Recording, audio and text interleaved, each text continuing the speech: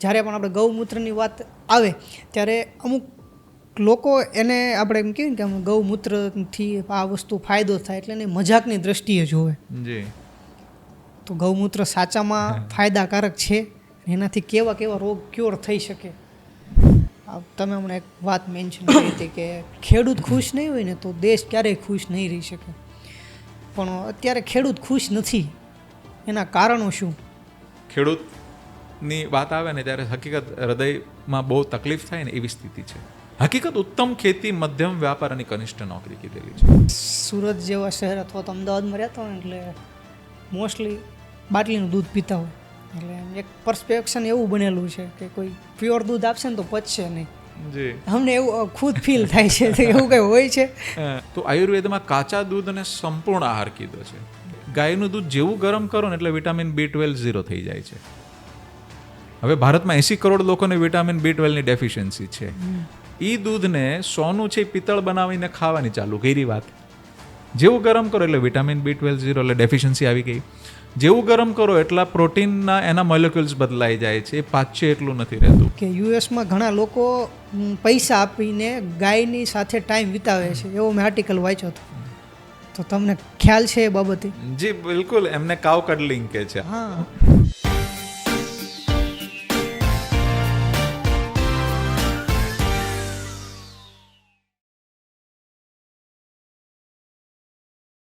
કેમ છો ગોપાલભાઈ?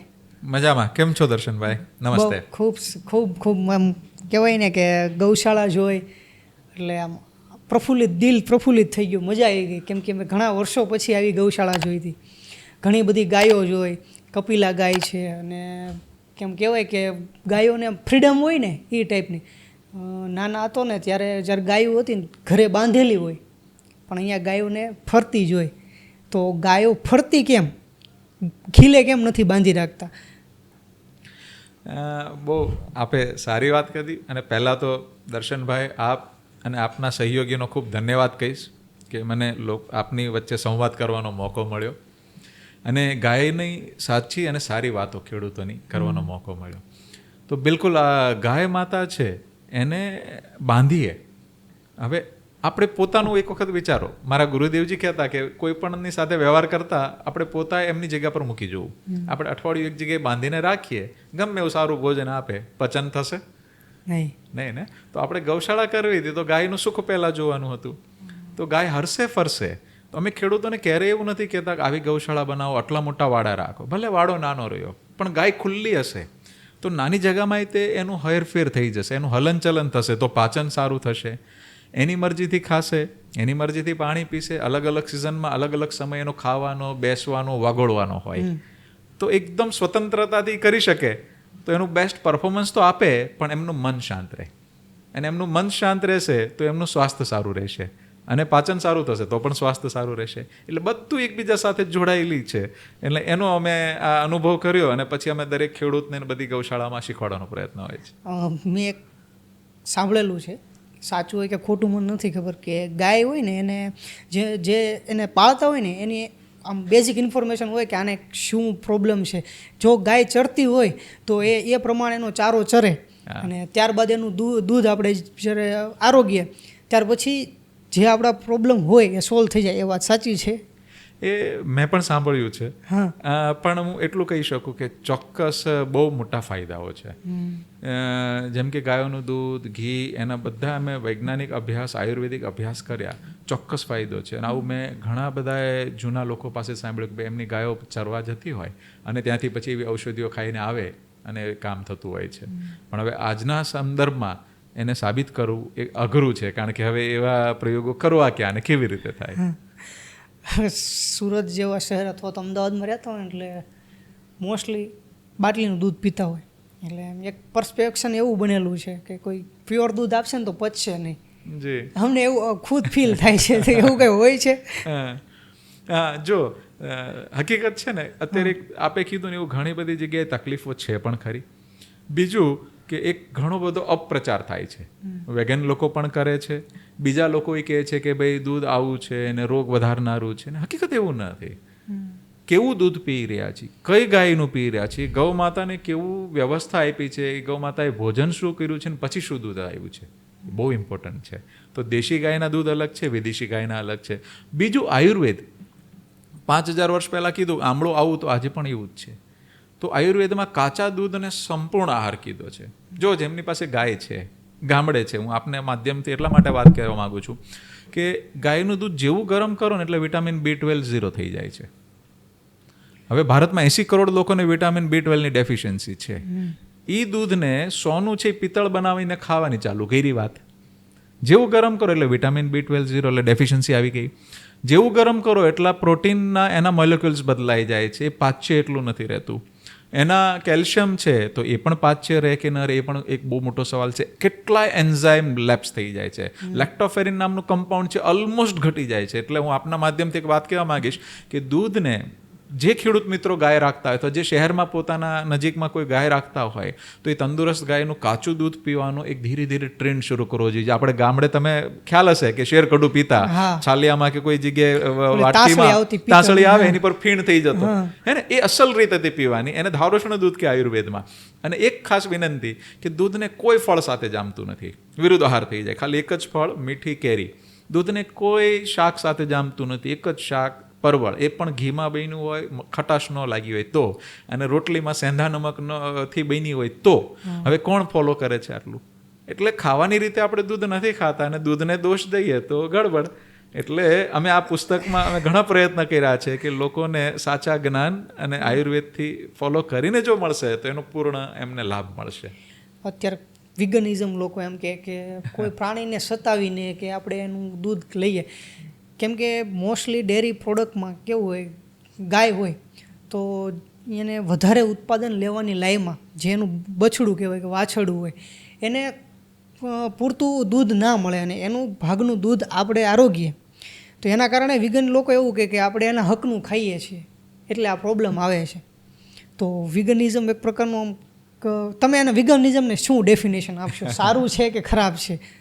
હું આપના માધ્યમથી બધા વેગન જે ફોલો કરતા એ મિત્રોને એક જ વિનંતી કરીશ કે ભારતની પરંપરા અલગ છે. વેગનમાં એ વિદેશી જે ગાયો છે એને ચારે આંચળમાં મશીન લગાડી દીધા, એના બચ્ચું એની માને દેખાડતા નથી, એને વિનિંગ સિસ્ટમ કે એની માટે એ બરોબર છે કે એના બચ્ચાને એ લોકો હેરાન કરે છે, દૂધ નથી મળતું, કાપીને ખાય છે. તો એ વેગન એની જગ્યાએ ત્યાં ઠીક છે. ભારતીય પરંપરા એવી છે કે જે હજારો વર્ષથી ગાય અને બચ્ચું છે એ મનુષ્ય સાથે એકબીજાના આત્મીય સંબંધ છે, મા અને દીકરા જેવા. તો આ જ ગાયને જો તમે જંગલમાં છોડી દેશો તો અડધું દૂધ નહીં રહેશે. હવે આપણી ગાયને ઘરે સેવા આપીએ છીએ, દાણા આપીએ છીએ, ચારો આપીએ છીએ, તમે સેવા આપો છો, તો એ 10 થી 12 લીટર દૂધ દેતી હોય, જંગલમાં રહેશે ને તો 2 લીટર નહીં આપશે. તો એકચ્યુઅલી ઘરે જે આપણી રાખવાની પરંપરા હતી એની અંદર જંગલ કરતાં તો વધુ એના બચ્ચાને અડધું દૂધ પીવાની સિસ્ટમ હતી આખા ભારતમાં આઝાદી પહેલાં, જે અમે અત્યારે ફોલો કરીએ છીએ. તો અડધું દૂધ એટલે 5-6 લીટર એને બચ્ચાને પીવા મળે, જે જંગલમાં પીવા નહોતું મળતું. પહેલું એનું શોષણ નથી થતું. એટલે જે વેગન મિત્રો એમ કહેતા કે શોષણ, તો ભારતીય પરંપરા એ નહોતી. હાલે અત્યારે થોડીક તકલીફ છે, પણ હકીકત પાછા આપણી પરંપરા પર આવી શકાય. બીજું, ગાયને સિક્યુરિટી મળે છે, એનું બચ્ચાને સિક્યુરિટી મળે છે, તો એ ઘરે છે તો સેફ છે, હે ને. કોઈ કૂતરું કે એવડાય એના બચ્ચાની પાછળ ન પડતું હોય તો એ ગાયની સેફટી છે. પછી ગાયનું દૂધ આરોગ્યને, આપણે સગીમાનું 1 વર્ષ દૂધ પી શકીએ, એની પછી તો 99 વર્ષ તો આ ગાય જ પાળતી હતી આપણને. તો એનું દૂધને જ સંપૂર્ણ આહાર કીધો જ, બીજો કોઈ નથી. તો આપણા વેજીટેરિયન લોકોને વિટામિન B12 થી લઈને કેલ્શિયમ ને બધી જ ડેફિશિયન્સી પૂરી પાડનારી ગૌ માતા જ હતી. તો સંપૂર્ણ આહાર જ હતો. તો હકીકત એકબીજા સાથે બાળકનો સંબંધ હતો. અને એ આખું વિદેશી આંધળા અનુકરણમાં ઘણું બધું કલેપ્સ થઈ ગયું છે. એટલે હું બિલકુલ વિનંતી કરીશ કે વેગન મિત્રો, ભારતીય પરંપરા અલગ છે, એને વિદેશ સાથે ન સરખાવીએ અને આપણે બધાય સાચી રીતે ગાય માતાને રાખીએ. અને જે પણ ખેડૂત મિત્રો હોય કે શહેરના મિત્રો હોય, નજીક ગાયવાળાઓને જઈને પૂરા ચૂકવે અને એમ કે એના બચ્ચાને પૂરું ધવડાવજો, અને એ દૂધ પછી આવશે, આશીર્વાદ રૂપ આવશે. તો આવી રીતે કરીશે તો સાચો સંબંધ બનાશે અને બધાની તબિયત અને સ્વાસ્થ્ય બધું સારું રહેશે. આપણે જ્યારે કોરોના પછી હેલ્થ કોન્શિયસ લોકો થઈ ગયા, એટલે એમ કે ઘી આરોગ્ય ને નળી બ્લોકેજ થઈ જાય, હાર્ટ એટેક આવે.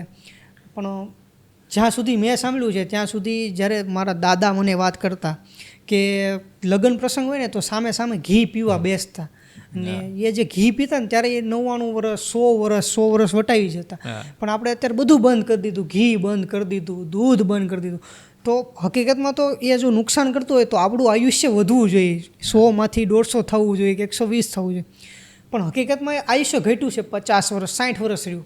તો ઘી નુકસાન કરે છે?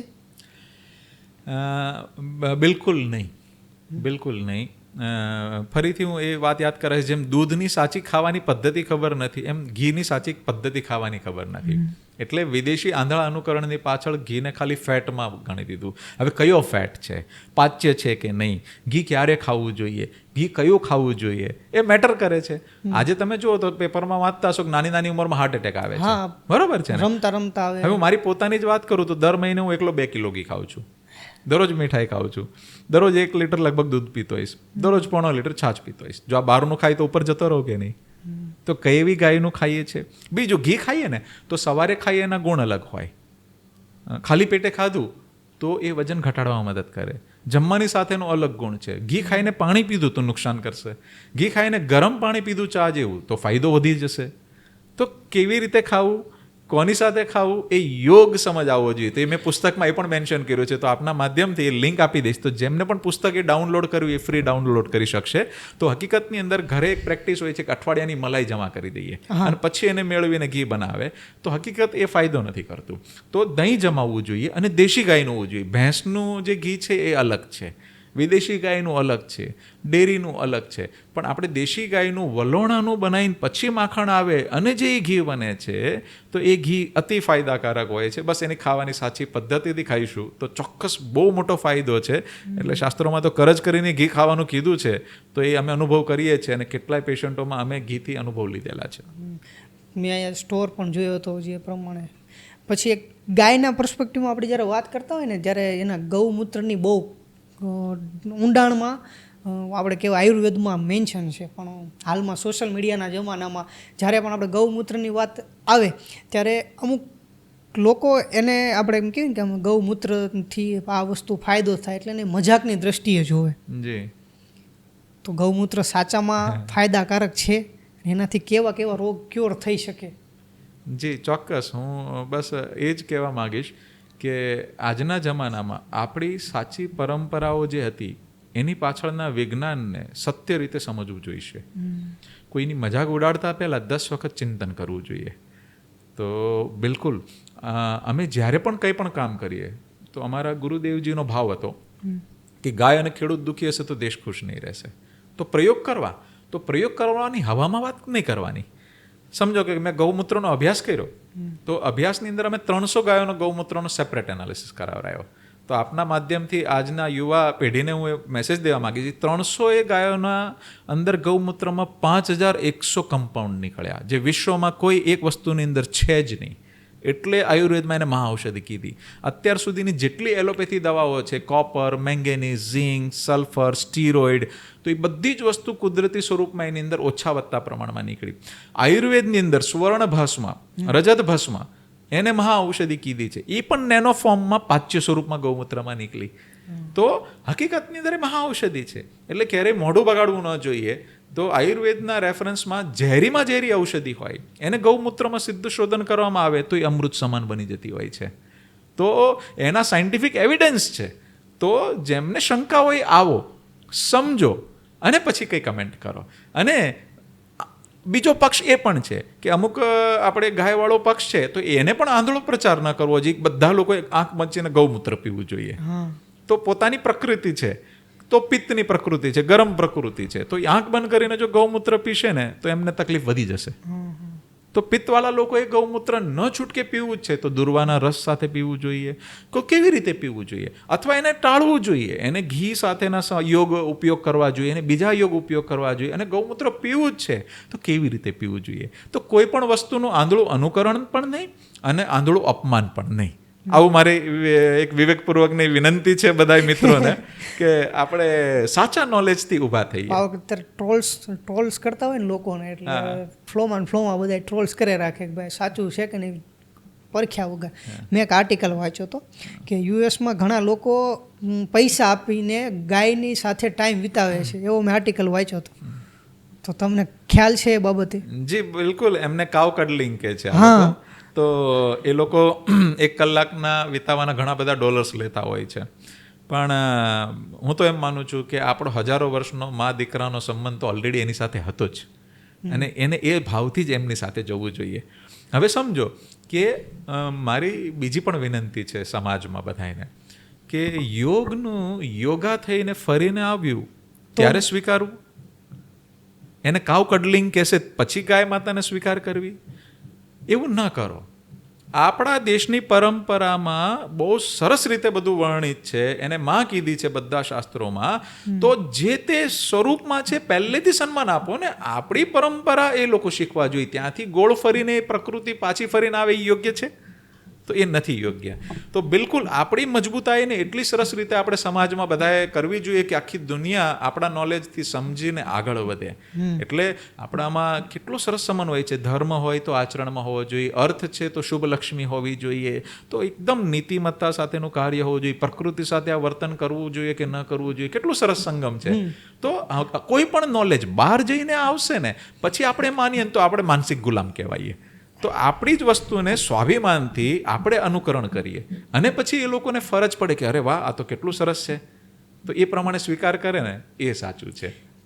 તો એક આપણે શું કહેવાય તે એક ફ્લો હાલ્યો જાય છે કે વેસ્ટર્ન લોકો જો એક્સેપ્ટ કરે ને તો જ આપણને એમ લાગે કે તો જ એ સાચું છે. આપણે આપણું વસ્તુ કદર નથી. જેમ કે આ સંસ્કૃતની વાત કરીએ તો આપણને ખબર છે કે સંસ્કૃત એક વૈજ્ઞાનિક ભાષા છે, અને આપણે ધીમે ધીમે સંસ્કૃતને ભૂલાવી દીધી અને ઇંગ્લિશ તરફ અથવા તો બીજી ભાષાઓ તરફ વળ્યા. પણ સેમ જર્મની છે એ અત્યારે સંસ્કૃત શીખવાડે છે. હવે થોડાક વર્ષ પછી ફરી વખત આપણે સંસ્કૃત શીખશું એવું લાગે છે તમને? બહુ સાચી વાત છે. એ ફરીને આવે ને એની બદલે આપણે પ્રેમથી સ્વીકાર કરીએ. આજ જો ભારતમાં કેટલી બધી ભાષાઓ છે પણ ગુરુકુળ કેટલા બધા હતા. તો અંગ્રેજોના જ પાર્લામેન્ટમાં રાજીવ દીક્ષિતજીને આપે સાંભળ્યા છે 7,32,000 કેટલા ગુરુકુળ હતા. તો એ બધા ગુરુકુળમાં એક કોમન વાત શું હતી તો કે સંસ્કૃત. આજે આપણે તમિલનાડુ જશું, એ તમિલ બોલશે ને તમે ગુજરાતી બોલશો તો કમ્યુનિકેટ થશે ના. તો ત્યારે દરેક ભાઈ વચ્ચેનો કે બેન વચ્ચેનો સંબંધ હતો એ સંસ્કૃત હતો. તો એ દેવ ભાષા છે, તો એ બધાને જોડીને રાખતી હતી આખી ભારતને. તો એક ભાષા તો એવી હોવી જોઈએ. તો હકીકત દુનિયાની શ્રેષ્ઠ ભાષામાંની એક ભાષા એમ કહેવાય કે સૌથી શ્રેષ્ઠ ભાષા સંસ્કૃત જ કીધી, શ્રેષ્ઠમાંની નહીં શ્રેષ્ઠ જ શ્રેષ્ઠ. તો પાછું અમારા ગુરુકુળમાં તો દરેક બાળકો લગભગ શીખે છે. તો હું તો કહું છું કે ભારતના બધા લોકોએ આ ભાષાનો સમન્વય ચોક્કસ પોતાના જીવનમાં કરવો જોઈએ. એનાથી તમારી ભાષામાં તો સુધાર થાય છે, પણ ઘણા બધા મંત્રોથી લઈને તમે જે પણ ઉચ્ચારણો કરતા હોય છે એનો જીવનમાં મોટો ફરક હોય છે. તમે હમણાં એક વાત મેન્શન કરી હતી કે ખેડૂત ખુશ નહીં હોય ને તો દેશ ક્યારેય ખુશ નહીં રહી શકે. પણ અત્યારે ખેડૂત ખુશ નથી, એના કારણો શું? બિલકુલ, ખેડૂતની વાત આવે ને ત્યારે હકીકત હૃદયમાં બહુ તકલીફ થાય ને એવી સ્થિતિ છે. દરેક લોકો શહેર તરફ ભાગી રહ્યા છે. ખેડૂતને ઘણી બધી સમસ્યા છે. પરિવારમાંથી સહયોગ હોય ન હોય, શહેરની ચકાચોંધ હોય, ખેતરની અંદર કોઈ એમ કહેશે કે આ નાખો, કોઈ એમ કહેશે કે આ કેમિકલ નાખો, કોઈ કંપની આ એડવર્ટાઇઝ કરશે, બિયારણ બહારથી ખરીદવાનું, કેમિકલ બહારથી ખરીદવાનું, ખર્ચો ખૂબ છે, પરિવારમાંથી કેટલો સહયોગ મળે છે નથી મળતો, એ ઘણી બધી ચિંતાઓથી છે તકલીફમાં. હકીકત ઉત્તમ ખેતી, મધ્યમ વ્યાપાર અને કનિષ્ઠ નોકરી કીધેલી છે. ખેતી શું કામ ઉત્તમ કીધી છે કે આખી દુનિયાને જમાડનાર ખેડૂત છે. તો હું તો એમ જ કહીશ કે જ્યાં ખેડૂત મળે બધા લોકોએ એમને, તમને ક્યારે પણ કોઈ રસ્તામાં ખેડૂત મળ્યો, ગામડે મળ્યો, ધન્યવાદ કહેવા જોઈએ એમને હાથ જોડીને કે તમે ખેતી કરો છો ત્યારે અમે જમીએ છીએ. અને એમને સ્વાભિમાનથી ઊભા કરવા જોઈએ, એમને પૂરી કિંમત ચૂકવવી જોઈએ. બીજું, ખેડૂત મિત્રોને આધારિત થઈ ગયા છે વિદેશી કેમિકલ ઉપર. તો એ જાણતા જાણતા એવા રસ્તા ઉપર આપણે ચડી ગયા કે જ્યાંથી ખેડૂતોને ખર્ચ ખૂબ વધી ગયો. તો આપણે એવી પદ્ધતિ તૈયાર કરી છે કે 7 જ દિવસમાં યુરિયા, ડીએપી, પેસ્ટિસાઇડ્સ બંધ થાય. હું એક જ દાખલો આપું તો કર્ણાટકના એક ખેડૂત છે જેમને દાડમની ખેતી કરી, 1.5 લાખ પર એકરનો ખર્ચો આવતો હતો ખાલી પેસ્ટિસાઇડ્સનો. બીજા ન્યુટ્રિશનના ખર્ચા અલગ, બધું જ ઝીરો થઈ ગયું. એવરેજ 6 લાખ રૂપિયા પર એકર કમાઈ રહ્યા છે 7 વર્ષથી. તો એ ગાય, છોડેલી ગાય 200 ગાય એ છાણ માટે લઈ આવે. અમે છાણને મેઇન પ્રોડક્ટ બનાવી, દૂધને બાય પ્રોડક્ટ બનાવી. શું થાય? દૂધ ઊંચું નીચું થાય ને બધાની નજર ઊંચી નીચે આવે.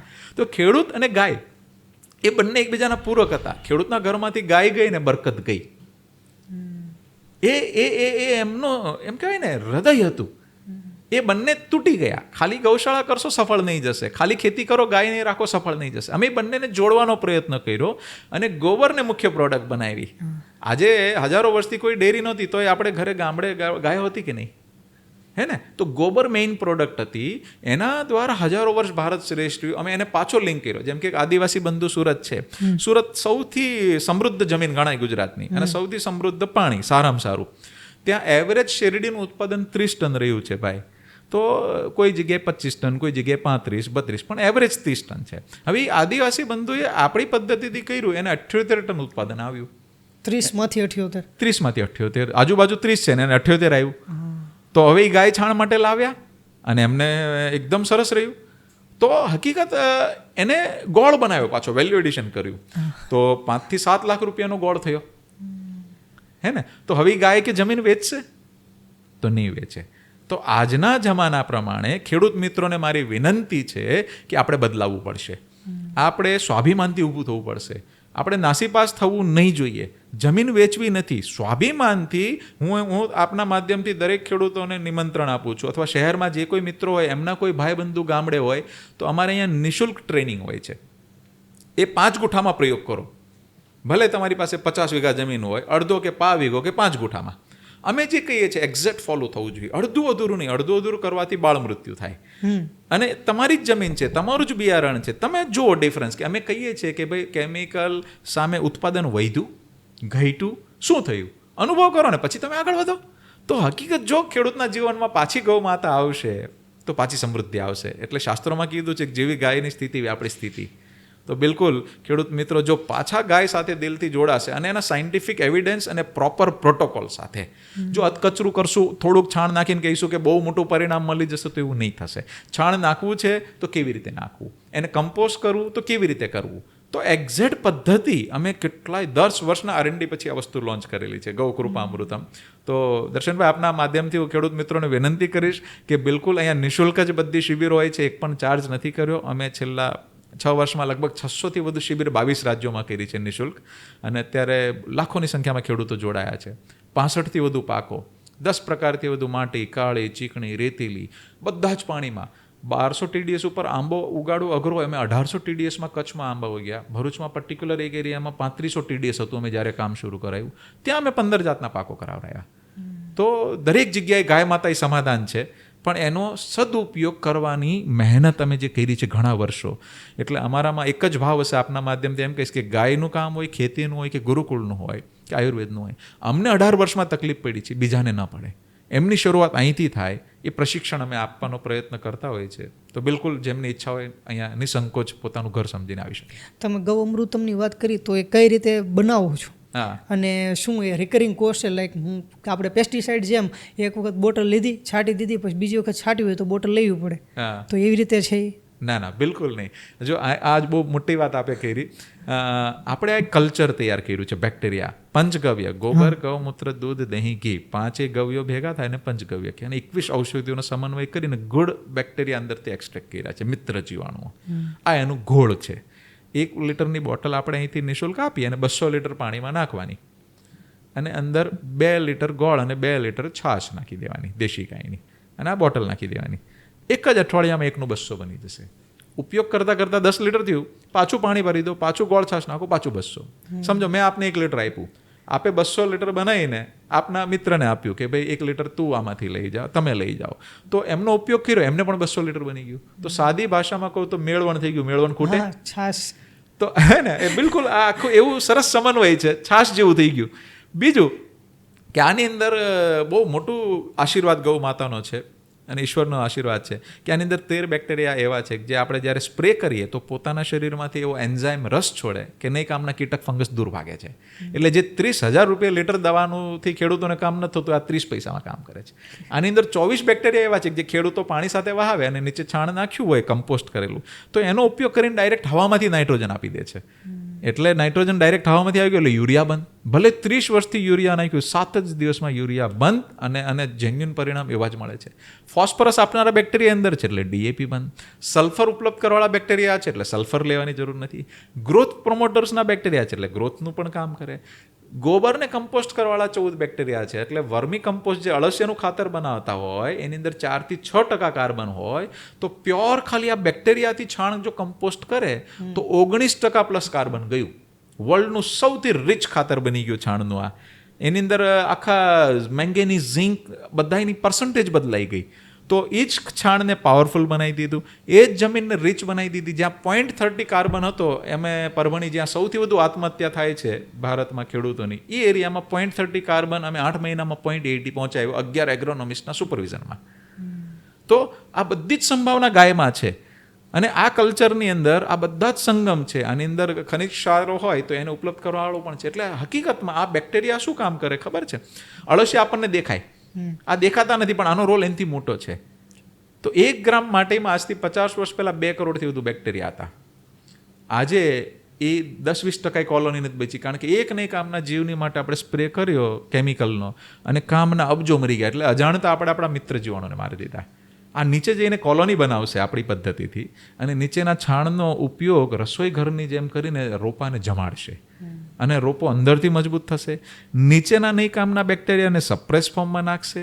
પત્તાની ઉપર સ્પ્રે કર્યો તો એની ઉપર નહીં કામના નહીં દેખાતા ફંગસને કંટ્રોલ કરશે, અને પત્તાની અંદર પ્રકાશ સંશ્લેષણની પ્રક્રિયા સારી થશે. એટલે ઉપરથી પ્રોટેક્શન મળ્યું, નીચેથી રક્ષણ મળ્યું પ્રોટેક્શન, અને અંદરથી ન્યુટ્રિશન મળ્યું, સાથે ધાતુ પૃષ્ઠ કરનારી. જે 5100 કમ્પાઉન્ડ ગૌમૂત્રના અને દેશી ગાયના છાણનો અભ્યાસ અમે કરાયો તો 1200 કમ્પાઉન્ડ નીકળ્યા. હવે 1200 વસ્તુને જમાડશે.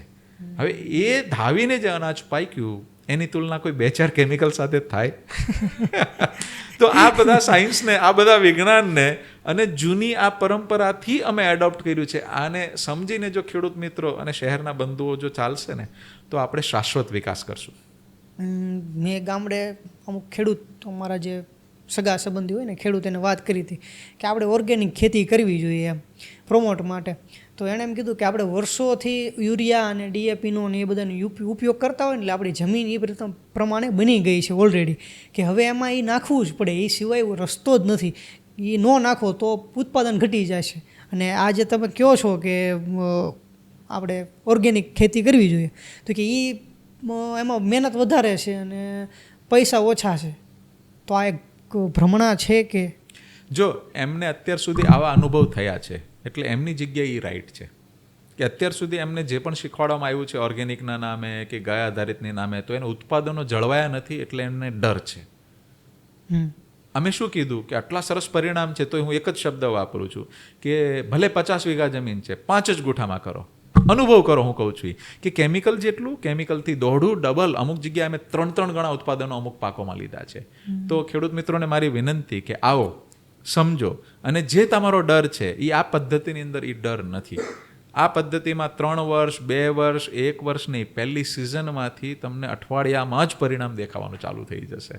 પણ પહેલાં નાનો પ્રયોગ કરો, પણ જેટલું કરો એ સટીક કરો, અડધું અધૂરું નહીં. દર મોબાઈલમાં જો ને 1 કલાક એક વિડીયો છૂટે, કોઈ બોલે આમ કરો, કોઈ બોલે આમ કરો, નહીં. મારી વિનંતી છે જે એક્ઝેક્ટ પ્રોટોકોલ ફોલો કરો તો તમને પરિણામ નિશ્ચિત મળશે. એટલે નાનો પ્રયોગ કરો. ઘરમાં અગર 10 ખાલી રીંગણાના રોપા નાખ્યા છે ઘરે ખાવા માટે શાક, તો એમાં 5માં નાખો ને 5માં ન નાખો, તમારો રોપો અને તમારી જમીન વાત કરશે, કમ્પેરિઝન થઈ જશે. બિલકુલ. અમે કહીએ છીએ કે ખેડૂતો પોતે જ અનુભવ કરે, ભાગ્યા ઉપર આધારિત ન રહે. જો મારી એક બીજી પણ ઓબ્ઝર્વેશન છે કે બધું જ ભાગ્ય આધારિત થઈ ગયું છે. તો મારી વિનંતી છે કે જો આપણા બાપ દાદાઓ જે મહેનત કરતા હતા ખેતરમાં, આપણા બાપ દાદાઓનો જે સમય હતો, આજે ગામડેથી શહેરમાં જઈને લોકો દિવસ રાત કામ કરે, વિદેશમાં જઈને કામ કરે, ખેડૂત એટલું કામ ખેતરમાં કરે છે? એટલો સમય આપે છે?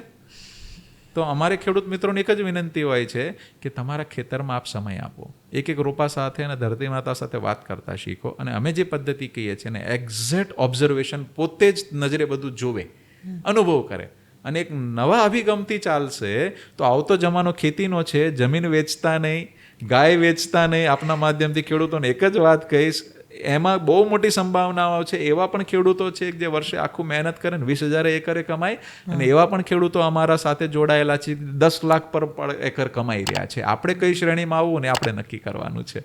એટલે આપણે જે પણ કરશું એ સટીકતા સાથે કરશું ને, અભિગમ બદલશું ને, તો ઘણા યુવાનો લોકો અમારી સાથે જોડાઈ ગયા છે. એટલે જેટલા લોકો ગામડે છે એ હવે ગામ ન છોડે. હકીકત સોનું છોડીને પિત્તળ પાછળ ભાગવાનું થતું હોય છે. અને 100 લોકો ગામ છોડીને જ્યારે શહેર તરફ જતા હોય છે ને, ત્યારે એકાદાનું કેરિયર સારું બને છે. બાકી આખી જિંદગી મહેનત કરે ને એક ઘર નથી બનતું સારી રીતે. રિયાલિટી છે, હે ને? તો એ એ પાછો કેમ એમને સ્વાભિમાન ત્યાં મળે, સન્માન મળે, ગામડે આપણે કેવી રીતે યુવાનોને જ્ઞાનથી ઉપર લાવીએ, પરિણામ મળે, શહેર કરતાં ગામડે આર્થિક વ્યવસ્થા સારી હોય, બીજી આધુનિક જરૂરિયાત પણ ગામડે થઈ જવી જોઈએ, તો એ લોકો ટકી શકશે. એટલે આખા સમાજે એક વખત અભિગમ બદલશે તો મારા ખ્યાલથી ચોક્કસ આપણી પરંપરાઓ જળવાશે. પણ અત્યારે એવું છે કે આપણે ખેડૂત પુત્ર હોય ને એટલે ખેતી કરતો હોય ને એટલે યુવાનોને ઘણાને એવી ઈચ્છા છે ખેતી કરે, ત્યાં ગામડે રહે, પણ જો એ અવિવાહિત હોય તો કોઈ છોકરી નહીં આપે. આ ડરના કારણે એ નથી જતા ગામડે. જે એમાં ઘણી બધી અમે ગામડે બધે ફરતા હોય ને એટલે ઘણી મીઠી શરતો અમે સાંભળતા હોય. તમારી વાત સાચી છે કે કેવી કેવી શરતો હોય છે કે દીકરો શહેરમાં જોઈએ, શહેરમાં ઘર જોઈએ, પાછું શહેરમાં ઘર હોય ને તો એ ગામડે જમીન જોઈએ પાછી. બરોબર છે, તો પછી કાં ઘર શહેરમાં માગો કાં ગામડે જમીન માગો. પછી ઘણી વખત યુવાનોએ તે એવું કરતા મેં જોયા, એવું સાંભળ્યું છે મેં ઘણી જગ્યાએ કે એ લગ્ન કરવા શહેરમાં આવે, વળી પાછા ગામડે જતા રહે લગ્ન કરીને. એટલે આવું પણ બનતું હોય છે. પણ હકીકતની અંદર છે ને, હકીકત બહુ અભિગમ બદલવાની જરૂર છે. પણ આ એક મોટો પ્રશ્ન છે. તો કંઈક એવું બની શકે કે આપણે આપણા ડિમાન્ડ છે એને બદલીએ કે ગામડે ભલે રહ્યો, જમીન એની સારી, ખેતી સારી છે, ગાય સારી છે, એના માતા પિતા મને એની પોતાની દીકરી જેમ રાખશે, પોતાની દીકરીને સારી રીતે સાચવશે, વ્યસન તો નથી કરતા ને, તો આવી બધી શરતો હોવી જોઈએ. હે ને, શહેરમાં છે એટલાથી બધું પૂરું નથી થઈ જતું, તો એની દીકરીને ક્યાં સાચો પ્રેમ મળે એમ છે, એની પાસે એટલું બધું કામ પણ કરાવવાની ડિમાન્ડ ન હોવી જોઈએ. એ દીકરી એમ કહી શકાય કે એક માં એ 100 શિક્ષક બરોબર છે. એ ગામડે હોય કે શહેર હોય, આપણા કેટલાય ભજનથી લઈને કેટલા લોકો ગામડે બહેનો હોવા છતાંય તેમને ડેવલપ કરેલું છે ઘણું બધું. ઘણા બધા વૈદ્યોની જેમ કામ કરતા હોય છે. તો ગામડે રહીને પણ દીકરી કે દીકરાનું કેરિયર બની શકે છે જો અભિગમ બદલીએ તો. બીજા રાજ્યોમાં તો ચાલુ છે, ગુજરાતની અંદર શહેર તરફ દોટ વધુ છે. એટલે મારી વિનંતી છે કે આપણા જે ડિમાન્ડ કહેવાય ને, માંગ, એને બદલીએ કે સારું ઘર હોવું જોઈએ, સંસ્કારી ઘર હોવું જોઈએ, અને સારી મહેનત કરતા હોય, એકબીજાને સાચવતા હોય, કુટુંબ સહકુટુંબ હોય, કુટુંબ તૂટેલું ન હોય, તો એકબીજાના હૂંફ મળે. એટલે શું ડિમાન્ડ હોવી જોઈએ એ જ ખબર નથી અત્યારે મેજર જગ્યાએ. એક્ઝામ્પલ આપું, પેલા એક બેઝ હતો, હીરામાં હોય ને એટલે છોકરી આપતા, પછી હીરાનો સમય જતો રહ્યો, પછી એમ્બ્રોઇડરી આવ્યો, પછી એનો સમય જતો રહ્યો, પછી આઈટી આવ્યો. એટલે આ રીતે એક એક સ્ટેપ આગળ વધતો. એટલે મને એવું ફીલ થાય છે ક્યાંક ને ક્યાંક કે એક સમય એવો આવશે કે જે છોકરો ગામડે રહેતો હોય છે ને ખેતી કરતો હશે ને એને છોકરી આપશે, એવી મારી આશા છે. અરે ભગવાનને પ્રાર્થના કરીએ કે આવું જલ્દી બને.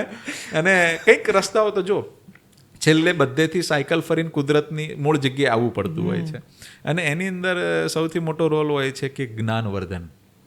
તો સાચો અભિગમ, સાચી વસ્તુ, અને એક દંભના જીવનમાંથી બહાર આવીએ તો આ બધા રસ્તાઓ ખુલશે ઘણા બધા. આપણે જ્યારે હેલ્થની વાત કરતા હોય ને ત્યારે અત્યારે અમુક કોમન પ્રોબ્લેમ છે, જેમ કે સાંધાનો દુખાવો. અમુક ટાઈમ થાય એટલે સાંધાનો દુખાવો, તો તમારી તરફથી કોઈ એવી ટિપ્સ હોય જે આપણે ઘરેલું નુસ્ખો કરી અને એને દૂર કરી શકાય તો એ જણાવો. જી બિલકુલ. જો અત્યારે ઘરે ઘરે પ્રશ્ન છે, કારણ કે એક તો ન્યુટ્રિશનની ડેફિશિયન્સી બધે આવી રહી છે, બીજું આપણે જીવનશૈલી, હે ને, તો દિનચર્યા બદલવી જોઈએ પહેલાં તો. જેમ કે આયુર્વેદ એમ કહે છે કે એ ખાલી સાંધા દુખાવાની વાત નહીં કરતા, હું એમ કહીશ કે બધા રોગોમાં ફાયદા કરનારી વાતો થોડી. તો સાંધાના દુખાવાની તો વાત થશે જ, તો બધાય રોગોની અંદર આપણે સુખપૂર્વક કેમ જીવી શકીએ, તો એ પુસ્તક છે, હું આપને કહીશ તો એને ડાઉનલોડ આપણા પ્રેક્ષક મિત્રો બધા જોઈ શકે ફ્રીમાં. કે સવારે ભોજન હેવી લેવું જોઈએ, બપોરે લાઇટ, સાંજે એનથી લાઇટ, અથવા ખાલી દૂધ ઉપર પણ જઈ શકાય, સીધો વજનમાં ફરક આવી જશે. દૂધનો પાક કેવો બનાવવો એ પણ લખેલું છે, તો એ વજનમાં મોટો ફરક આવી જશે. એક તો અહીંયા ઓછો લોડ આવશે. બીજું, ઘી ખાવાની સાચી પદ્ધતિ મેં કીધી, તો લ્યુબ્રિકેન્ટ પ્રોપર થવું જોઈએ શરીરની અંદર. પછી એ ઘી લગાડ્યું, અથવા તમે તલનું તેલ લગાડીને અહીંયા સાંધાના દુખાવા છે અને તડકો દેખાડો શરીરમાં 15 દિવસે એક વખત. કોઈ પણ યુવાન મિત્રો હોય, બહેનો હોય કે ભાઈઓ હોય કે કોઈ વૃદ્ધ વડીલો હોય, તો શરીરે થોડુંક તેલ લગાડીને થોડોક તડકો આગળ પાછળ દેખાડશે, ઘી લગાડશે, તો વિટામિન ડી બહુ સરળતાથી મળશે. એટલે એની પણ બહુ જરૂરિયાતો હોય છે. અને આ બધું કુદરતે ભગવાને આપ્યું છે, એનો કેમ લાભ નથી લેતા? હવે એની માટે આપણે ટીકડીઓ ખાવાની વિટામિન ડી માટે આયુર્વેદમાં હજારો વર્ષથી સમાધાન છે. B12 માટે ઇન્જેક્શન લેવા. હા, તો આ બધી વસ્તુ સહજતાથી આપણા ઘરે કેવી રીતે કરી શકીએ? તો તેલ લગાડીને, ઘી લગાડીને તડકો દેખાડો અને જુઓ તમારી પરિણામ. હું તો એમ કહીશ કે ઉપટન, હું 29 વર્ષથી સાબુ શેમ્પુ નથી વાપરતો. બોમ્બે રહેતો ત્યારે અમે ઘરે ઉપટન ને બધું નાખીને, આજે મેં આમાં રેસીપી લખી છે એને ઉપટન તમે ઘરે બનાવી શકો. એની અંદર એકાદું ચમચી તેલ નાખીને. ઉપટન એટલે છે ને આપણે છાણનો પાવડર પણ એમાં ઉપયોગ થઈ શકે. ચણાનો લોટ છે, મગનો લોટ છે, મસૂરનો લોટ છે, અરીઠા છે, કે એવા બધા પાવડર હે ને, એ બધા પાવડરનો કે થોડું ઘણું હળદરનું કોમ્બિનેશન, એ બધું લઈને તમે એને કોમ્બિનેશન, વાળનું અલગ હોય અને શરીર ઉપરનું અલગ હોય, એને લઈને તમે અંદર પાણીમાં પલાળો, ઘસો અને ઘસીને નાહી લો. એક સેલ્સમાં દરેક જગ્યાએ બ્લડનું સર્ક્યુલેશન થશે. એની અંદર એક ચમચી તેલ નાખીને તમે રગડીને 1 મિનિટ રહીને નાહો તો કેટલું સરસ થઈ જાય. ટોવેલ લૂછતા આપણે ટોવેલથી જ્યારે લૂછતા એ ઘસીને લૂછીએ તોય બ્લડ સર્ક્યુલેશન ઘણો ફરક પડે. બોલો, નાની નાની વાતો છે પણ કેટલો ફરક પડે. પછી સાંધાના દુખાવાની અંદર એને વાયુવાળી વસ્તુ ઓછી ખાવી જોઈએ. અમે એક અસ્થિ શૃંખલા કરીને ઘી બનાવીએ છીએ. તો એ અસ્થિ શૃંખલાવાળું ઘી ખાઈએ એટલે એકદમ અવેલેબલ ફોર્મની અંદર કેલ્શિયમ હોય છે. પણ પોતે ઘરે શું કરી શકે? તો નાભીમાં સરસ મજાનું તેલ, સરસોનું કે એરંડીનું તેલ તમે લગાડીએ. પછી અહીંયા મેં પગ ઉપર કીધું ત્યાં પણ આપણે સરસ મજાનું તેલ કે ઘી લગાડીએ. ખોરાકની અંદર આ સુધારા કરીએ તો બહુ મોટો ફરક આવતો હોય છે. આ સિવાય જેમ કે સોરી, એક વચ્ચે માફ કરજો, સરગવો તો બધે જ મળે છે. સરગવાના પત્તા જ્યારે ખાઈએ ને તો એની અંદર મેક્રોન્યુટ્રિશન, માઇક્રોન્યુટ્રિશન ને વિટામિન્સ ખૂબ હોય છે. તો આપણે ઘરે ઘરે સરગવાના પત્તાઓની ચટણીઓ ખવડાવવી જોઈએ અને એનાથી ફાયદા ખૂબ થતા હોય છે. બહેનોને માસિક ધર્મના પ્રશ્નો ખૂબ વધી ગયા છે. તો દુર્વા એટલે શ્રી ગણેશ ભગવાનને માથે આપણે ધરો ચડાવીએ હે ને, તો એ ધરો, દેશીવાળી ધરો દરેક જગ્યાએ ખૂણે ખાંચ કે શહેર હોય, ગામડો હોય, મળે જ છે લગભગ. તો એ દુર્વાને તમે 100 ગ્રામ કે 50 ગ્રામને ચટણી બનાવો મિક્સીમાં પાણી સાથે, અને કપડાં ગાળ કરીને જો નળના કોઠે ખાલી પેટે પીવામાં આવે સવારે, અને પછી 2 કલાક જમવાનું નહીં, તો ગમે એવા બહેનોને હોર્મોન ઇનબેલેન્સ હોય 90% બહેનોને લગભગ 2 મહિનામાં રાહત થઈ જશે. પુરુષ હોય કે સ્ત્રી હોય, બંનેના હોર્મોન બેલેન્સ કરવા માટે દુનિયાની સૌથી શ્રેષ્ઠ દવા એટલે દુર્વા. બોલો, છે કેટલાય બહેનોને આ પદ્ધતિથી લાભ થયો છે. એટલે ગામડાવાળા બહેનો જે કોઈ આજે જો જોતા હોય તો એનો અમલ કરજો. ખૂબ સરસ પરિણામો છે. શહેરના લોકો હોય કે ગમે હોય, એટલે આવા બહુ સરળ ઉપાયો બધા હોય છે. આ સિવાય ઘણી બીજી બીમારીઓ પણ હોય છે. તો તમને જે તમારા ધ્યાનમાં હોય કે આનો ક્યોર, આમ લાગે આપણને નાની બીમારી પણ એ આગળ જતા મોટું સ્વરૂપ ધારણ કરે, તો એ વિશે થોડું જણાવો. પાચન સૌથી ઇમ્પોર્ટન્ટ. કે સમજો કે આયુર્વેદની અંદર પાચન ન હોય 99% રોગો પેટમાંથી ઊભા થાય છે, અમે જે સમજ્યા હિસાબે, હે ને. કાચો આમ, આયુર્વેદ પ્રમાણે કાચો આમ એટલે તમારે આધુનિક ભાષામાં કહો તો એક ટોક્સિકનું લેર પેટમાં બની ગયું. તમે ચિંતા કરો તો એ લેર બની જાય. તમે વિરુદ્ધ આહાર ખાધો, નહીં ખાવાના કોમ્બિનેશન ખાધા તો એ લેર બની જાય. તમે બીમાર પડ્યા તો એ લેર બની જાય. પછી શું થાય ખબર છે? ગમે એવું સરસ મજાનું ઓર્ગેનિક ખાધું કે અહીંની ગાયનું દૂધ ખાધું, પણ એના ન્યુટ્રિશન કે માઇક્રોન્યુટ્રિશન એબ્ઝોર્બ જ ન થાય તો, શરીરમાં શોષિત જ ન થાય તો ફાયદાની જગ્યાએ એ નુકસાન કરશે અથવા નીકળી જશે, ક્યાંક ચોક થશે કાં નીકળી જશે. તો એ કાચો આમ કાઢવા માટે સૌથી સારામાં સારો રસ્તો શું? તો ઘરમાં સૂંઠ, બરોબર છે. અને સૌથી દુનિયાની સારામાં સારી ઔષધિ હું એમ કહીશ કે તમારે 80-90% રોગોથી દૂર રહેવું છે તો હરડેને બીજી માં કીધી છે. તો અમે માર્કેટમાં જનરલ હરડે બીજી આવતી હોય છે, જેને ભરડીને કોઈ પણ કંઈ પણ કરતા. અમારી ખરીદી 850થી શરૂ થઈ, એને 10 વર્ષ જૂના ઘીમાં પ્રોસેસ કરીએ. અને એ હરડે જેવી પેટમાં લઈએ એટલે વાત, પિત્ત અને કફ ત્રણેય બેલેન્સ થાય. જો ભોજનમાં ટોક્સિક આવી રહ્યા છે, હવામાં ટોક્સિક ને પાણીમાં ટોક્સિક આવી રહ્યા છે, તો એ હરડે એવરીડે ડિટોક્સ કરશે તમારા બોડીને. વાત, પિત્ત, કફમાં કામ કરશે, વાયુને અનુલોમન કરશે. એટલે જે ગતિમાં એમને સ્થિર કરવો પડે ત્યાં સ્થિર કરે, જ્યાંથી કાઢવો પડે ત્યાંથી કાઢી નાખે. મેદ્ય છે એટલે આપણા મગજ માટે સારું છે, આપણી યાદશક્તિ અને આપણા બુદ્ધિ માટે સારું છે, વાળ માટે કેશ્ય સારું છે, ચક્ષુષ્ય આંખ માટે સારી છે, હૃદય માટે સારું છે, લોહીને શુદ્ધ કરે છે, લોહીની અંદર ખોટી ગાંઠો નહીં જામવા દેશે, અલ્કલાઇન રાખશે બોડી. એટલે પેલા મોંઘા પાણીના મશીન લેવાની જરૂર નથી, 1 ચમચી હરડે લઈએ, બોડી અલ્કલાઇન રહેવાનું છે. અને પેટમાંથી 99% રોગો ઊભા થાય. પેટના દરેક રોગોમાં હરડે કામ કરે ને બીજી માં કીધી છે આયુર્વેદ પ્રમાણે. અને પેટના કૃમિનું શમન થાય. એટલે આપણા છે ને ગુજરાતમાં એક રિવાજ હતો, 1 દિવસના બાળકને પણ ઘુટ્ટી હરડેની પાવાનો રિવાજ હતો, એ ભૂલી ગયા.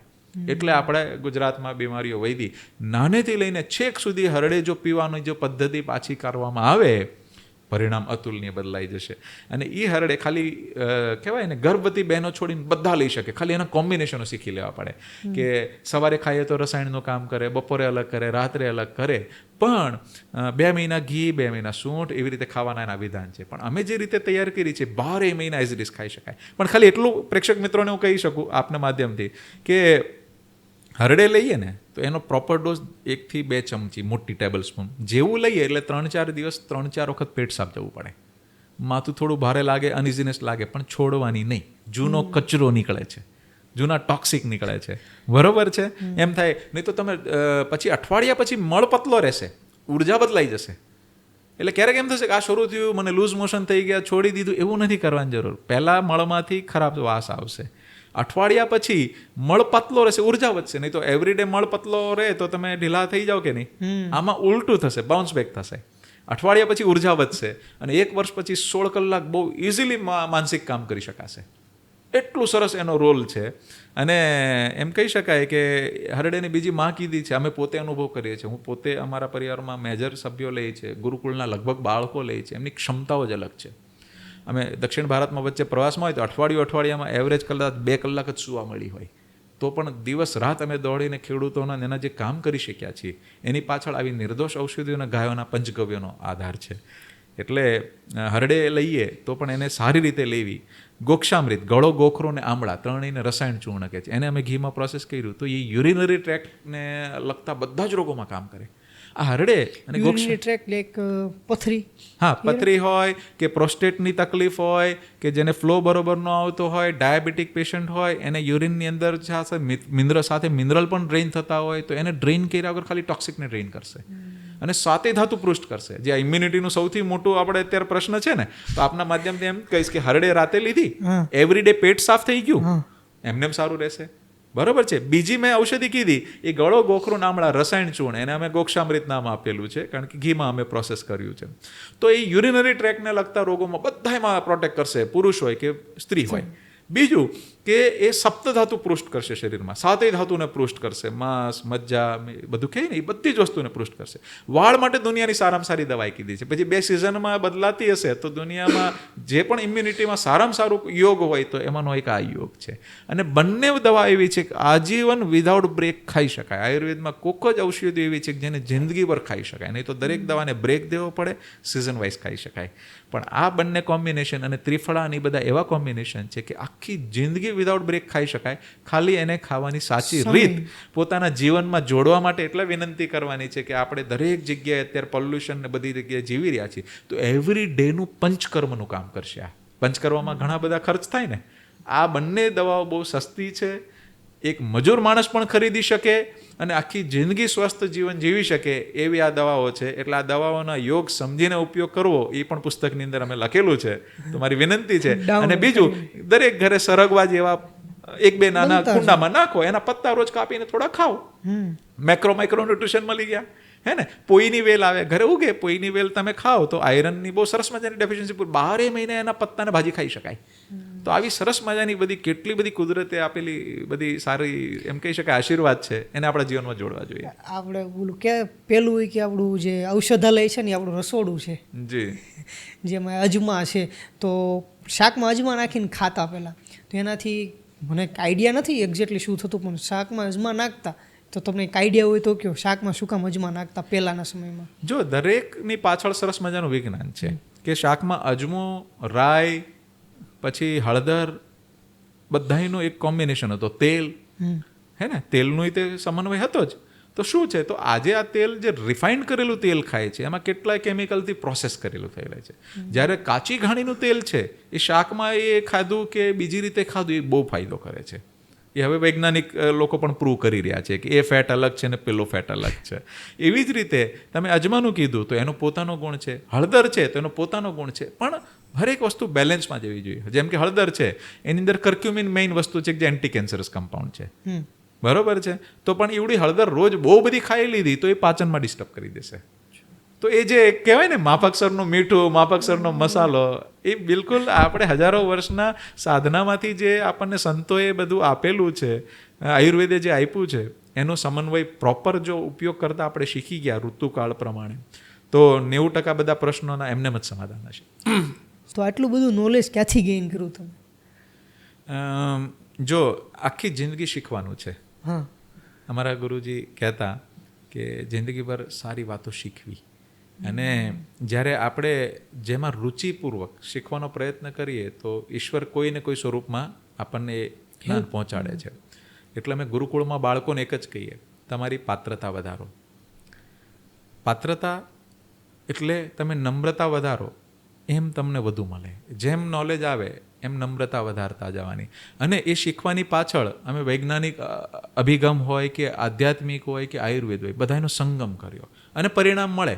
પછી જ્યારે સમજો કે એક દાખલો આપું કે ઘાસમાં અમે R&D કર્યું, તો કેટલાય નેપિયર એક જ સરખા છે, પણ કોઈ નેપિયર એવા છે કે જે કેલ્શિયમ અને મિનરલ ગાયનું ડ્રેઇન કરી નાખે છે, અને અમુક સારું છે, એક જ સરખા દેખાય છે. તો અમે અભ્યાસ કર્યો તો ખેડૂત મિત્રોને અમે કહી શકીએ આ નાખો. હવે એક ખેડૂત છે સાવરકુંડલામાં, વિશારભાઈ, તો એમને 600 ગાયની સેવા કરતા હતા ત્યાં એ લોકો ગૌશાળામાં. તો 1 કરોડનો ખર્ચો હતો. તો આપણી આ પદ્ધતિ ફોલો કરી 6 મહિનામાં અત્યારે 60% ખર્ચો બચી ગયો છે, અને વર્ષના અંત સુધીમાં 80% બચશે. તો હવે કેટલો ફરક પડ્યો? તો આપણને વધુ પ્રેરણા થાય કે હજી મહેનત કરીએ. હે ને? તો આવી રીતે ખબર નહીં, હવે એમ કહી શકાય કે ઘણા બધા સંતો, ઘણા બધા વૈજ્ઞાનિકો ઘણી બધી જગ્યાએ પ્રકૃતિ, ગાય માતા સ્ફૂર્ણા કરાવે, અને એમાંથી આ બધું મળતું જાય છે. એ ભગવાનનો આશીર્વાદ છે. અને હું એક નમ્રતાપૂર્વક હું એક સાચી વાતનો સ્વીકાર કરીશ કે આજે આપણી સાથે ડાયરેક્ટ ઇનડાયરેક્ટ 450થી વધુ વૈજ્ઞાનિકો જોડાયેલા છે, 350થી વધુ વૈદ્યોનો સરસ સહયોગ એકબીજા સાથે હોય છે, 700થી વધુ સંતોનો ભારતભરથી, અને લાખો ખેડૂતો, અને કેટલાય બધા વિદ્વજ્જનો, વડીલો, આ બધાની વચ્ચે અમારો સમન્વય, અને આટલી દિવ્ય ગાયો આવવી, ગુરુકુળ આવવું, ઔષધિ નિર્માણ, ગૌકૃપા અમૃતમ, તો આ મસલ કે મની પાવરથી ન થાય. હું બહુ સાચું કહી શકું તો અમારા ગુરુ ગોવિંદ અને ગૌ માતા ત્રણે નિમિત્ત બનાવ્યા છે. કંઈક કમજોરી કે નબળાઈ છે અમારી છે, સારું છે એમનું છે, આ વાસ્તવિકતા છે. તમે ગુરુકુળની મેન્શન કર્યું, તો ગુરુકુળમાં મેનલી છોકરાને શું ભણાવવામાં આવે છે અને કયા ટોપિક ઉપર ફોકસ કરવામાં આવે છે? શું પ્રેક્ટિકલ નોલેજ પણ સાથે આપવામાં આવે છે કે ખાલી આપણે જે સ્કૂલમાં અત્યારે ભણીએ થિયરિકલ? ગુરુકુળની વાત છે ને શરૂ થાય ને તો મને પહેલાં તો યાદ આવે છે કે જૂની સંસ્કૃતિમાં બધા લોકો કહે ને કે બહુ ભેદ હતા, ભેદ નહોતા. તમે જુઓ તો કૃષ્ણ ભગવાનને સુદામા સાથે લાકડી કાપવા ગયા વાત હતી કે નહીં? મહારાણા પ્રતાપને એમના કોઈ પણ બીજા ગરીબ મિત્રો હોય, કોઈ પણ જ્ઞાતિના હોય, તો વાત સાથે હતી કે નહીં? વ્હીલ, જેમ કે એમણે વ્હીલ હેલ્પ કરેલી છે આદિવાસી લોકો, તો સાથે જ હતા. બરોબર છે. તો વચ્ચેનો એક સમયગાળો આવ્યો જેમાં ભેદ પેદા થયા. તો ગુરુકુળ એક એવું સ્થાન હતું કે ત્યાં બધાની ઘડામણ થતી હતી, બધાય કામ જાતે કરવાના હતા. એ ભગવાન હોય, રાજા હોય કે કોઈ સામાન્ય આર્થિક વ્યવસ્થામાંથી કોઈ હોય, તો ભેદ ન થવા જોઈએ. એટલે પહેલું અમારું માનવું છે કે કોઈ પણ ગુરુકુળની અંદર કોઈ પણ જ્ઞાતિ જાતિના ભેદ વગર સાચું નોલેજ બાળકને મળે, અરસપરસ સમજવાનો મોકો મળે. તો એ અમારા ગુરુકુળમાં એ શરૂઆત કરી છે કે મારા જ બાળકોથી શરૂઆત કરી હતી, 2 મારા ને 2 ભાઈના. અને અત્યારે 80 જેટલા બાળકો છે ને ખૂબ વેઇટિંગ બહુ મોટું છે. પણ પહેલું કામ અમે કર્યું, કામ જાતે કરું. વાસણ, કપડાં, સાફ સફાઈ, કચરા, પોતા, બાથરૂમ, બધામાં બાળકો નિષ્ઠાપૂર્વક કામ કરવા જોઈએ. કોઈ કામ એને નાનું ન લાગવું જોઈએ. કોઈ આચાર્ય કે કોઈ વ્યક્તિ એમને નાનો ન લાગવો જોઈએ. બધાને નમ્રતાપૂર્વક વાત કરતા શીખે. પછી 4 ભાષા કરાવીએ છીએ, હિન્દી, ગુજરાતી, ઇંગ્લિશ અને સંસ્કૃત. તો એ 4 ભાષા ઉપર એમને થોડીક, અગર એમની પાસે જો એ નોલેજ હશે તો એ કમ્યુનિકેટ કરી શકશે બધી સાથે. પછી અમે જૂનું પણ સારું સ્વીકાર કર્યું છે, નવું પણ સારું. જેમ કે ગણિત છે તો એની અંદર વૈદિક ગણિત પણ છે, આધુનિક ગણિત પણ છે. આયુર્વેદ છે તો ઘણા બાળકો નાડી પકડીને કહી શકે છે કે ભાઈ L4માં પેઇન છે કે ક્યાં છે. પ્રાણિકથી અમુક લોકો ચક્રો એમને ફીલ કરી લે છે. તો અને ઘણા બધા બાળકો અત્યારે બહુ સરસ આયુર્વેદની અંદર વિકાસ કરી રહ્યા છે કે ભાઈ નિર્દોષ ઔષધિથી લોકોનો ઇલાજ થવો જોઈએ, તો એ પણ બાળકો સમજે છે. અત્યારથી ઘણા બધા બાળકોને ખબર છે કે મારે આની સાથે ન ખવાય. ઘરે મમ્મીને જઈને કે મમ્મી આ 2 વસ્તુ મિક્સ ન કરતા, ચામડીનો રોગ થશે. તો કેટલો સરસ એ જ્યાં જાય એમની સાચી સુગંધ આવવી જોઈએ જ્ઞાનની. તો એવી રીતે બિઝનેસ મેનેજમેન્ટ અમે શીખવાડીએ છીએ, પણ એ ધર્માનુકૂળ અર્થવ્યવસ્થા. જે હું પૈસા કમાઉં છું, શુભલક્ષ્મી છે કે કેમ, એ વિવેક આવવો જોઈએ ને. મારે કોઈ પણ રીતે તો પૈસા નથી કમાવાતા. પ્રકૃતિને હાનિ કરીને કે બીજી કોઈ કોમ્બિનેશન એવા હોય કે જે નથી જ નીતિમાં આવતા, તો એ બાળકોને અત્યારથી નોલેજ આવવું જોઈએ. પછી ખેતી તો પ્રત્યક્ષ બાળકો કરે છે અત્યારે. જે અઘરામાં અઘરા પાકો કહેવાય કે જે બ્રોકલી, લેટ્યુસ, કોલીફ્લાવર, રીંગણ, જે સૌથી વધુ કેન્સરના કેસ જે ગામમાં છે ત્યાં રીંગણની ખેતી થતી હતી, પેસ્ટિસાઇડ્સ નાખ્યું અને બેરિયરમાંથી પાસ થઈને એ લોકોને પહેલું લાગ્યું. તો એ બાળકોએ ડબલ ઉત્પાદન એની કરતાં સહજતાથી ગાય આધારિત કરીને બતાવ્યું. તો મોટો થાય તો મહિનાની ₹1,00,000 ખેતી કાઢવો જોઈએ. તો એ સ્વાભિમાનથી કંઈ પણ રખશે. યોગ સ્વરક્ષણના વિષય છે. યોગ છે તો એને પોતાનું સરસ મજાનું એ યોગ કોઈને શીખવાડીને પણ સ્વાભિમાનથી ઘર ચલાવીને બીજાને સારું પણ કરી શકે. સ્વરક્ષણ શિવાજી સમયની યુદ્ધ કલાઓ છે એ પણ શીખે છે. તો દીકરો હોય કે દીકરી હોય, સ્વરક્ષણ શીખવું જરૂરી છે. દેશને ગમે ત્યારે જરૂર પડે તો બધાએ ઊભા હોવા જોઈએ. પછી ગૌપાલન તો પ્રત્યક્ષ કરી રહ્યા છે બાળકો. એટલે અમારે 3 વાગે એટલે લગભગ મેજર બાળકો એક ઉંમરના થાય એટલે ગાયોની સેવામાં જ હોય. એમને કેટલાય લોકો ગાયોને ટ્રીટમેન્ટ કરે છે, ગાયોને દોવાનું શીખતા હોય, ગાયને ચારો નાખતા હોય, છાણ વાસીદું કરતા હોય. તો અત્યારથી એમની ક્લેરિટી છે કે છાણ વાસીદું કરવું, ખેતી કરવો એ શરમનો વિષય નથી, ગર્વનો વિષય છે. અને ઘણા બધા બાળકો જે ડૉક્ટરે ના પાડી દીધી એવી ગાયોને ઊભા કરેલી છે એમને, હે ને. અને અત્યારે સમજો ને કે ઘણી બધી મારા ભાઈની દીકરી તે છાણ વાસીદું ને દોવાનું કામ કરે જ છે. મારા દીકરોએ તે અત્યારે એક દીકરો તો 15 સુધી ગાય દોઈ લે છે. તો એ સાથે સાથે સંગીત છે, નૃત્ય છે, જીવનમાં બધા રસ હોવા જોઈએ. તો અમે તે લગ્ન ને એવું હોય તો નાચીએ ગાય, પણ કઈ મર્યાદા ભંગ ન કરવી, વ્યસન ન કરવું, એમને ક્લેરિટી હોવી જોઈએ, હે ને. તો આનંદ લો પણ સાત્વિક રીતે આનંદ હોવો જોઈએ. અહીંયા તહેવાર મનાવવામાં આવે છે બાળકો દ્વારા. તો ગણપતિજીનો તહેવાર હોય તો માટીના ગણેશજી બનાવ્યા, એની પર કલર કર્યો, એ પણ અલગ અલગ કલરના પથ્થર ઘસીને એનો જ કલર કર્યો છે. તો આનંદ કરવાનો છે પણ પ્રકૃતિને હાનિ કરીને નહીં. હોળી કરી તો 36 ઔષધિઓ હોળીમાં અર્પણ કરીને છાણથી હોળી કરી તો વાતાવરણ શુદ્ધ થશે, એના ધુમાડો નાકમાં જશે, એના શરીરમાં જશે, તો સરસ કામ થશે. એની પાછળનું વિજ્ઞાન સમજીને કરે છે અને આનંદ પણ કરે છે. કલર બનાવ્યા તો પણ એને કુદરતી કલરો બધા બનાવ્યા, આરાનો લોટ છે, પોઈની વેલ છે, હળદર છે, તો એમાં સરસ રીતે થયું. પછી સાંજે રોજ યજ્ઞ કરે છે અને 10 મિનિટ ગાયની આરતી કરીને જે પંથમાં માનતા એને યાદ કરી લેવાના. કોઈને કોઈનો પંથ ભૂલાવાનો નહીં, કોઈની ઉપર આપણો થોપવાન નહીં. સનાતન પરંપરામાં અસલ સુગંધી જ હતી કે સાકાર, નિરાકાર, દરેક જગ્યાએ રસ્તા અલગ છે, જવાનું છે એક જ જગ્યાએ. તો બાળકો દરેક પરંપરાને સન્માન પણ આપે અને પોતાની પરંપરા જાળવી પણ રાખે. અને 5 વિષયમાં 0 આવ્યા અને એકમાં 99 આવ્યા તો ફેલ નહીં. જેમાં 99 આવ્યા એમાં PhD કરી શકે છે ને. તો 5 પાંડવ હતા, એકને ગદા, એકને ધનુષ, એકને ભાલો મળ્યો. તો એક બાળકોને સમજવાની પરંપરા હતી. વિદેશી પેરામીટરથી માપીને આપણે એમ કે 5 વિષયમાં એ ફેલ છે એટલે આગળ જવાનો અધિકાર નથી, તો કરોડો બાળકોના ભવિષ્ય ડબ્બા કહીને આપણે ખરાબ કરી દીધા દેશમાં. તો મારી એક જ વાત હોય છે કે હંમેશા દરેક બાળક કંઈ ને કંઈ વિશેષતા સાથે જન્મ લે છે અને એને એમાં આગળ જવાનો અધિકાર છે. તો એ ગુરુકુળ પરંપરાઓમાં એ હતું, પાછું આપણે કરીએ છીએ.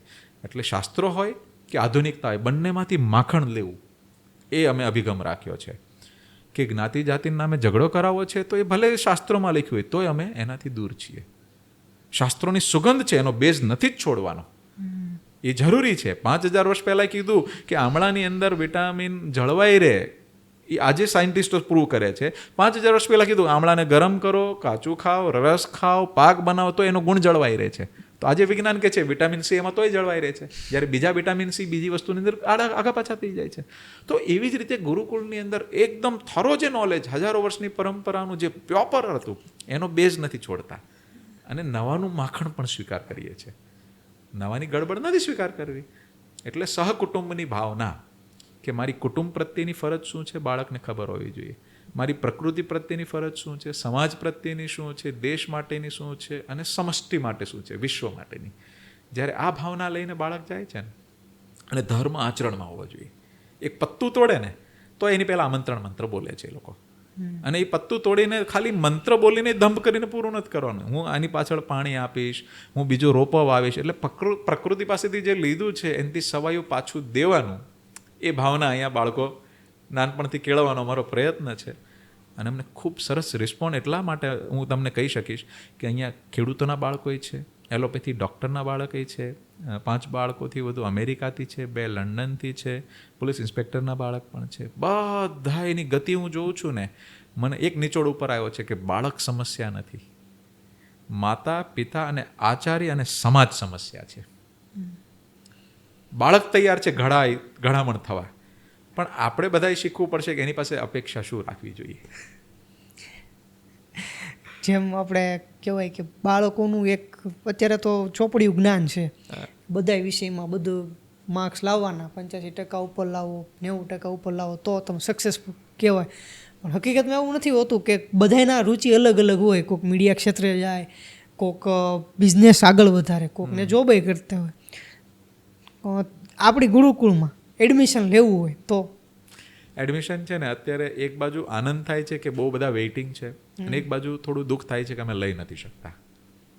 તો અહીંયા આવે, કારણ કે અમારી એક લિમિટેશન્સ છે આર્થિક ને બધાની, કે ભાઈ ભાઈ કેટલું અમે કરી શકીએ એટલું અમે આગળ વધારીએ. તો જેની ઈચ્છા હોય અહીંયા આવીને ફોર્મ ભરતા હોય છે. પછી એવું નથી કે ભાઈ સમજો કે આટલા વેઇટિંગ છે તો જેને પહેલું ફોર્મ ભર્યું એનો જ વારો લાગે. કોને સાચી ભૂખ છે એ બાળકને અમે પ્રાયોરિટી આપતા હોઈએ છીએ. એક દઈ શકે અને એક નહીં દઈ શકે આર્થિક વ્યવસ્થા, તો એનો પણ વિદ્યાનો અધિકાર છે, તો એનો મધ્યમ માર્ગ કાઢીએ છીએ. એટલે સમાજ જેટલો આ ગુરુકુળમાં જોડાશે એટલા આ ગુરુકુળને વધુ આગળ અમે લઈ જઈ શકશું. અને જેટલું મોટા ફલક ઉપર આપણે ધીરે ધીરે સમાજમાં, મારી એક જ વિનંતી રહેશે આપના માધ્યમથી, કે બાળક દરેક જગ્યાએ પીસાઈ રહ્યું છે. જનરલ સ્કૂલોમાં આપણે એક અલગ કોમ્પિટિશનને અલગ રેસમાં મૂકી રહ્યા છીએ.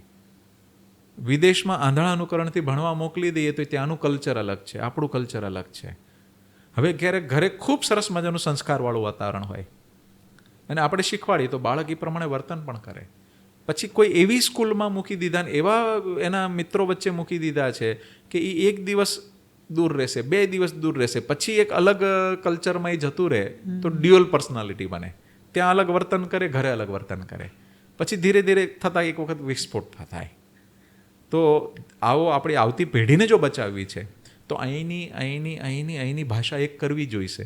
તો એની માટે જો ગુરુકુળ જેવો કોઈ સારો રસ્તો નથી, તો ભવિષ્યમાં એવા એજ્યુકેશનની પાછળ, એવા ભણતરની પાછળ સમાજ બધા ભેગા મળીને એક નવું અભિયાન ચલાવે કે આવો સંસ્કાર આધારિત, ઘડતર આધારિત આખું એવું થવું જોઈએ બાળકોનું કે જે સાચો મનુષ્ય બને, સાચો પરિવારનો પુત્ર બને, જેને બધાયની પ્રત્યે એની ફરજ એને ખબર હોય અને એકબીજા સાથે મળીને ચાલે. ખોટી રેસમાં એના કોઈ આદર્શ હીરોઝ, પેલા ફિલ્મી હીરો જે ચરિત્રમાં ઘણા બધા ગડબડ હોય, વ્યસન કરતા, એના આદર્શ ન હોવા જોઈએ. તમે નાચો ગાઓ એનો કોઈ વાંધો નથી, પણ તમારા આદર્શ કોણ હોવા જોઈએ? તો ભગતસિંહ હોય, મહારાણા પ્રતાપ હોય, શિવાજી હોય, કોઈ સારા જેમને દેશ માટે કે પ્રકૃતિ માટે કામ કરતા, એ એમના આદર્શ હીરોઝ બનવા જોઈએ. તો એ પરંપરા દરેક બાળકોને ઘરે એટલીસ્ટ માતા પિતા શરૂ કરી દે. રોજ સાંજે પોતાના બાળક માટે થોડોક સમય આપે, એક બનેલી સાચી ઘટના કે, દેશ પ્રત્યેના સાચી વસ્તુઓ શીખવાડે, સમાજ પ્રત્યેની ફરજમાં પોતે આચરણમાં લાવતા બાળકને કરાવે. તો આવી રીતે કરશું તો કંઈક નવા જૂની થશે. ગુરુકુળ વિશે તમે જણાવ્યું, તો આમ જોઈએ તો આપણે પ્રાઇવેટ સ્કૂલ હોય એમાં ફી બહુ મસ્ત મોટી ફી હોય, તો આપણે ગુરુકુળમાં શું ફી છે? ગુરુકુળમાં ફીઝનું ફિક્સ નથી. એક બાળક પાછળ અત્યારે ઘણો ખર્ચ લાગતો હોય છે. એટલે કોણ ક્ષમતાવાન કેટલા છે એ પ્રમાણે જે ક્ષમતાવાન હોય એ પૂરા ચૂકવે, ક્ષમતાવાન ન હોય એ ભલે ઓછા કરે, પણ બાળકનો અધિકાર છે. એટલે અમે બેલેન્સ કરીએ છીએ. એક બાળક પાછળ લગભગ 1.5 થી 2.5 લાખનો ખર્ચ થતો હોય તો એને ઓર્ગેનિક સારું ગાય આધારિત ભોજન આપવું, આચાર્યને પૂરું આપણે દેવું જેથી કરીને એનું ઘર ચાલે. પછી બીજા ઘણા બધા હિડન ખર્ચાઓ હોય છે. પણ જો આ સંખ્યા વધે તો એ ખર્ચ ઘટી શકે, અને જ્યારે એક મોટા ટ્રેન્ડમાં આવે તો હજી ખર્ચ ઘટી શકે. એટલે આવી રીતે એક સમન્વય કરી શકાય. પણ અત્યારે તો અમે એક આપી શકે એના લઈએ છીએ ને એક ન આપી શકે એનું લઈએ છીએ, કે ભાઈ એમાં એવો પેરામીટર્સ નથી કે આપે એનું જ લેવું તો ખાલી પૈસાવાળાનું ગુરુકુળ બની જશે. તો એવી રીતે નથી કરતા. કંઈક મધ્યમ માર્ગ કાઢીને ચાલીએ છીએ કે કોને સાચી ભૂખ છે, કે આ વિષયમાં કે આ પદ્ધતિમાં પોતાને જીવવાની કોને ઈચ્છા છે. એટલે અમુક 2 માતા પિતા તો એવા છે જે આઈઆઈટી કાનપુર છે, આઈઆઈટીએન છે, માઇક્રોસોફ્ટમાં હતા, અને મુંબઈથી નહીં અમેરિકા છોડીને અત્યારે પોતાના બાળકોના સંસ્કાર માટે શિફ્ટ પણ થયા છે. એટલે આવા લોકો પણ છે. સાથે ગામડાના ખેડૂતના બાળકો પણ છે કે જે વિપરીત પરિસ્થિતિમાં દેશી ગાયને સાચવતા. એક મહારાષ્ટ્રના ખેડૂતના બાળક પણ છે કે જે હકીકત વિપરીત પરિસ્થિતિમાં કામ કરે છે. તો આવી રીતે અમે કોઈ એવું નથી રાખ્યું ફિક્સ પેરામીટર કે આનું જ એવી રીતે. ઘણી બધી નોલેજ શેર કર્યું, ઘણા બધા ટોપિક કવર કર્યા, હેલ્થ રિલેટેડ, ગાયના રિલેટેડ અને શિક્ષાને રિલેટેડ. તો એ બદલ આપનો ખૂબ ખૂબ આભાર. થેન્ક યુ ગોપાલભાઈ આવા બદલ. Thank you. ખૂબ ધન્યવાદ. બસ છેલ્લે હું એક જ વાત કહીશ કે એક પુસ્તક તૈયાર કરી છે, એમાં સરળ 5 ચરણોમાં ખેતી, ગાય કેમ સિલેક્ટ કરવી, નંદી કેમ સિલેક્ટ કરવો, ગાયનું છાણ જોઈને ખેડૂત મિત્રોને ખબર પડવી જોઈએ કે આજે એનું પાચન કેવું છે, ભોજન ક્યારે શું દેવું જોઈએ, ગર્ભણી ગાયને શું દેવું જોઈએ, ડિલિવરી વખતે શું દેવું જોઈએ, આપણે પોતે કયા મહિનામાં કયા શાકભાજી ખાવા જોઈએ ન ખાવા જોઈએ, ગામડે પોતાનો ઉપયોગ પોતાની પ્રોડક્ટ ઘરે કેમ બનાવે, કે જેમ કે ગામડે દાઢી કરવી છે તો એ દહીં લગાડીને કરી શકે છે અને શેવિંગ ક્રીમ ખરીદવા જરૂર નથી, કે એલોવેરા લગાડી શકે કુંવારપાઠું તો થઈ જાય છે. તો ગામડે ખોટો ખર્ચ ના થાય. તો આવી રીતે ઘણા બધા સમન્વય, ઘી દૂધ ખાવું કેવી રીતે આ પુસ્તકમાં છે. તો બિલકુલ આપના માધ્યમથી જેમને ડાઉનલોડ કરવું હોય તો ફ્રી કરી શકે છે, પોતાની રીતે ફ્રી છપાવી શકે છે. અને ફરીથી હું છેલ્લે આપનો ખૂબ આભાર માનીશ દર્શનભાઈ કે મને લોકોની વચ્ચે આ બધી જે વાતો છે એ વાગોળવાનો આપે મોકો આપ્યો. ખૂબ ખૂબ ધન્યવાદ. ખૂબ ખૂબ ધન્યવાદ. Thank you.